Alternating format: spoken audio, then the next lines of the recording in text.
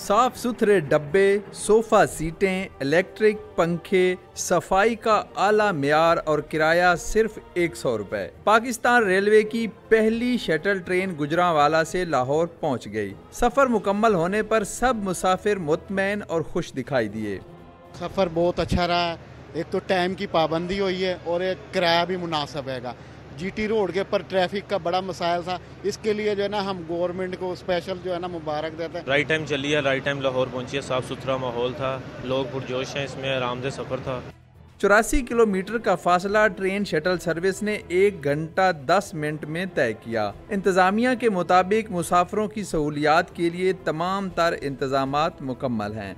जो लोग बसों में आते जाते थे बहुत प्रॉब्लम थी बच्चों के साथ, और इसमें काफ़ी सहूलतें हैं वहाँ को आने से, और ये ट्रेन बर वक्त जाती है और बर वक्त आई है।